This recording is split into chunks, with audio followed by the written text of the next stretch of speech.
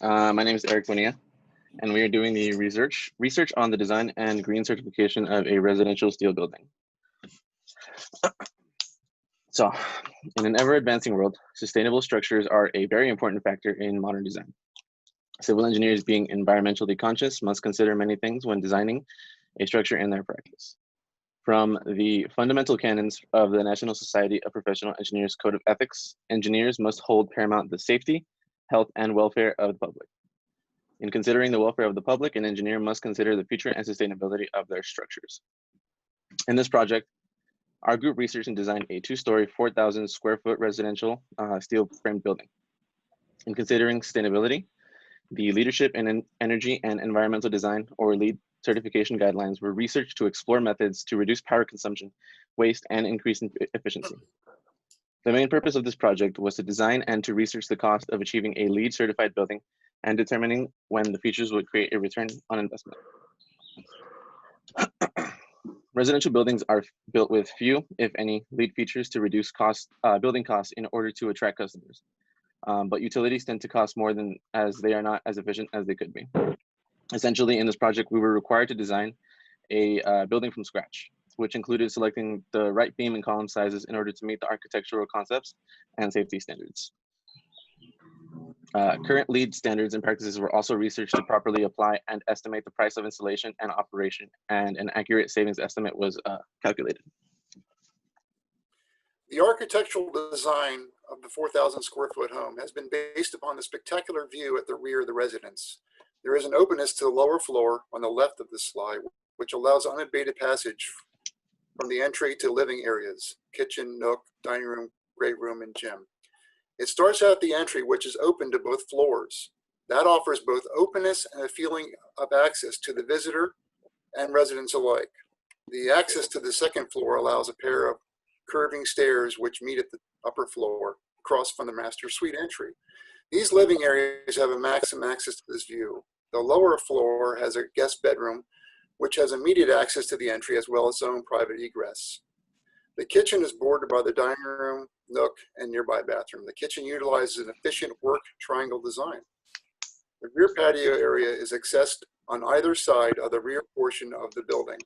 On the right side of this slide is the upper floor. The floor's openness surrounds the 2-story entry element. Each room maintains an entry to ensure privacy. This also helps with an energy efficiency. The upper floor has its own kitchenette and as well as library. These allow privacy outside of the bedroom and the open public areas. Utility room services the upstairs as it houses the closed washer, dryer, basin, as well as the cleaning supply storage. Being enclosed permits a barrier from heat and noise that is associated with the room's devices. The 2-car garage not shown is detached from the primary structure. In our next slide are the elevations, which reveal the effective use of windows. Before I address the windows, a marble veneer was chosen for the exterior walls. On top of its aesthetic brilliance, it will last the life of the structure. Since it is a veneer, it is replaceable should the owner desire. The front entry is enhanced with a pop-out arch system which extends the full height of the building. This arch surrounds the primary entry as well as the upper window to the entry area. The rear area of the building is mostly windowed in order to capture the entirety of the view, as well as to allow access by the lower living areas to the master bedroom suite and the second bedroom.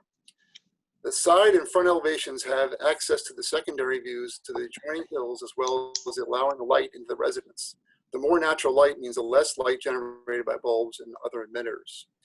Light and some access to the view is important to the bedroom spaces. Privacy is even more important. Therefore, the windows are smaller and higher on the wall. The users of the bathroom are never in direct view of the outside. Next is a discussion on structural. So the steel structure designed is a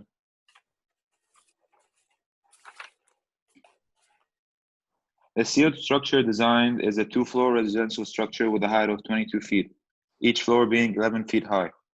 And according to the ACE 2005 code for residential structures, the minimum required live load is 40 pounds per square feet. The beams designed are strong enough to hold this weight safely because it was designed using the load and resistance factor of safety design. which has a factor of safety of 1.6 on live loads and 1.2 on dead loads. The columns were designed next, which were designed to hold the beams with the applied loads on it with a height of 11 feet. And they were also designed using the LRFD method. The information needed to choose the geometry of the steel beam and the column was found in the American Institute of Construction Steel Manual 15th edition, and were all W8 or less because it is preferred for residential buildings and for smaller structures to have smaller beams and columns. And the foundation used is a concrete foundation with steel reinforcement. The foundation is simple spread footing under each column. As you can see in the table shown, the beams chosen were W4 by 13, and the columns designed were W8 by 31. The foundation designed had a width of 5 foot 11 inches, a length of 8 feet, and a height of 1 foot and 5 inches, with number 6 steel rebar reinforcements 9-inch off centers each way. Lastly, the garage was designed separately from the house because it was located underground. Therefore, a retaining wall had to be designed with a height of 14 feet. The retaining wall had a depth of 3 feet, giving the garage a height space of 11 feet, which is the same as the height as any of the residential floors. The retaining wall design is a cantilever retaining wall and is one of the most commonly used retaining walls. The base of the retaining wall is 9 feet with a tie of 2 feet and a thickness of 2 feet at the stem and base. We use the unit weight of 135 pounds per cubic feet as the unit weight for the soil above, which is safe enough to use. And the garage roof was designed using a concrete slab with a thickness of 15-inch because the minimum thickness is the length divided by 20, and the length of the garage roof was 24 feet.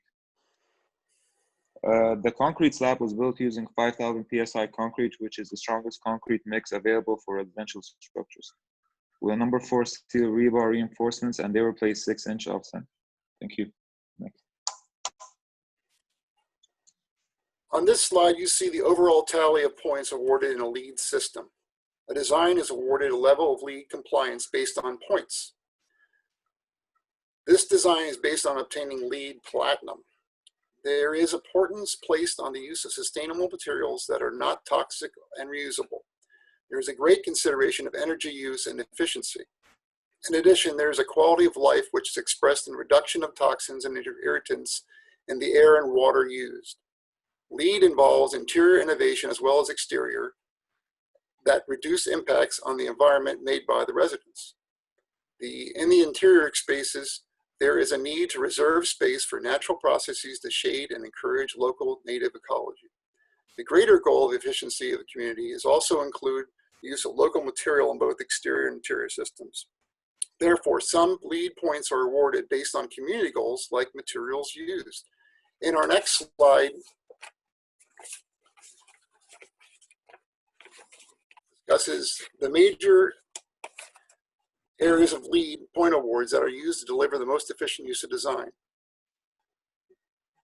Monitoring of systems. Many points are awarded for training and monitoring of energy, water, air quality, and resource usage. This involves some hardware, but is less costly than most LEED items. The training is usually a one-time online programmed instruction on the use of controlling and monitoring devices. The monitoring is either by the homeowner or a third-party service that uses software to keep track of efficiencies in energy use, water use, and air quality. Detached garages. Significant points are awarded for not having the garage part of the home. The lion's share is to do with the air quality. Engine emissions and toxins associated with motors and private vehicles are segregated from the living spaces inside the residence. Site selection. Points are awarded based on being part of the LEED focus area. The site is often in a designated LEED area, which affords the designer an opportunity to acquire points through such things as placement of the structure, orientation of the structure, and saving key natural elements that exist, such as mature trees and existing active ecological areas such as wetlands and nesting areas. Site uses such as interconnectivity with the neighborhood and closer proximity to mass transit offer areas of LEED points without affecting the interior design of overall space of the structure. Energy efficiency. Efficiency, insulation, and control systems yield more points than the actual energy creation devices used in design, such as solar panels. As we heard as we will hear, the use of energy, minimizing the need for electricity and minimizing heat loss in the pipes carrying water, as well as the devices heating the water and the air, more important than the solar panels. This also is true of taking heat out of the inside of the structure or the air conditioning. Next. Okay, so in addition to the LEED features we mentioned before, we also decided to implement a water harvesting system. And this illustrates how this works. It is a fairly simple system. Our design aimed to maximize the roof catchment area so that we can get as much water as possible. This water collected is in the gutter system installed around the perimeter of the roof, then travels down a system of pipes into a pre-storage filtering element, and then into a tank where it will be stored until water demand increases. When this happens, a pump will send water into a post-filtration unit before finally making its way into the home for use. So we selected this water system because it future-proofs our design, it minimizes waste and the overall footprint on the environment, and also because it is a safe and sound investment that will pay for itself. Next. So our cost analysis generated an initial investment of $414,000, and this amount covers raw materials and labor costs. So we used a website called RSMeans to derive this budget, and that is just a breakdown of the main materials needed. Next. So implementing LEED features will cost an additional $220,000, representing roughly 53% of the construction cost. This will bring the total price tag to $634,000. So the LEED amount may seem steep at first, but we as designers believe it is 100% justifiable. For instance, the solar system we selected will take about 3 years to pay for itself, while on the other hand, the water system, having an original investment of $5,600 will take about 9 years to pay off. So this extended returning investment is due to the fact that we don't get much rainfall living in Southern California, so naturally it takes longer to recover the original amount. So to sum things up, our LEED certifications will represent a significant portion of the overall cost, but we know it is entirely reasonable. Given that these implementations will make our design more valuable, they will minimize our negative impact on the environment, and they will ultimately pay for themselves in the long run. Thank you. When researching and designing for this educational project, we've increased our knowledge in the design, including steel design, cost analysis, concrete foundation design, architectural design, and seismic design.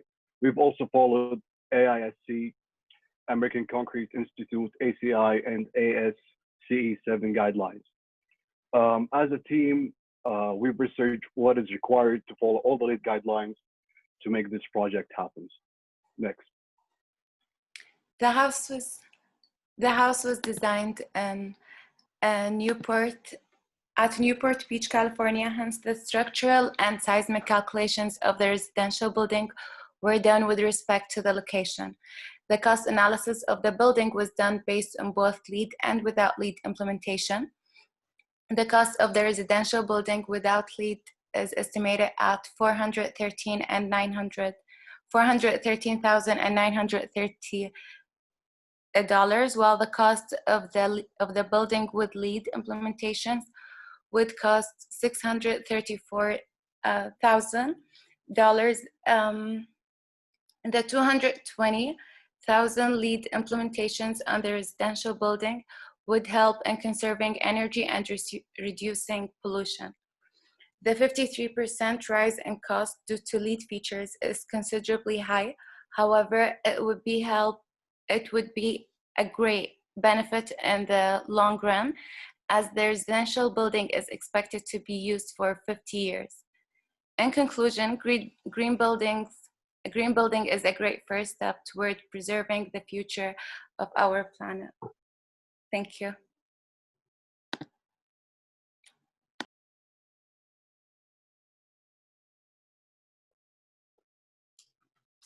Good job, group. So we have a question. It says, was any consideration made to perform a cost-benefit analysis of alternative structures to steel?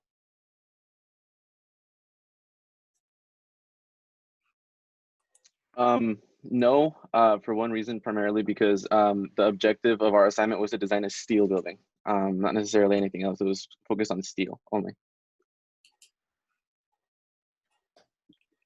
Okay.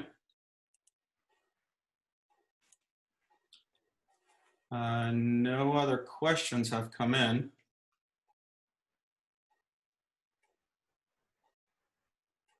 One more question. What is the span of a typical beam?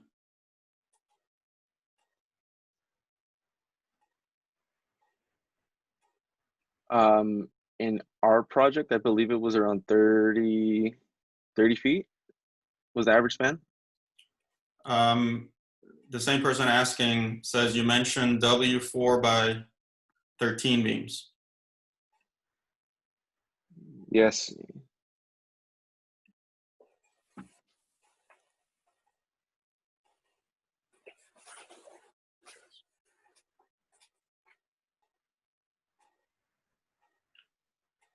This is mild for a span that big.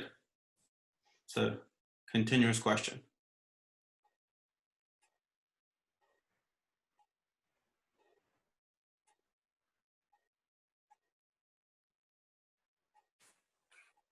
You guys have anything to add? Maybe Remy or Frank can answer that one since they did most of the designing on the beams.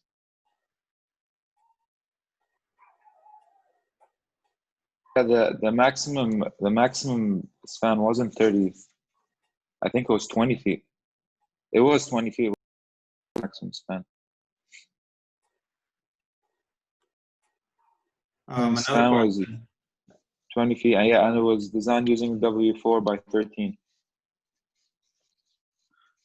Okay. Say sounds good. You need to revisit your structural calcs. Another question that came in, why did you choose a 5 KSI concrete for a foundation?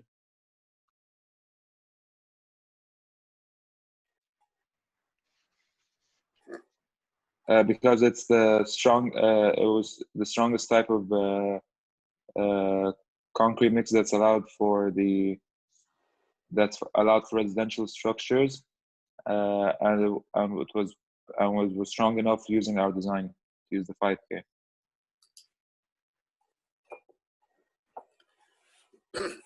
Okay. Well, team that did the research on the design and certification of a residential steel building, great job. There are no other questions. Good thing you guys have a lot of tensile strength. Thank you.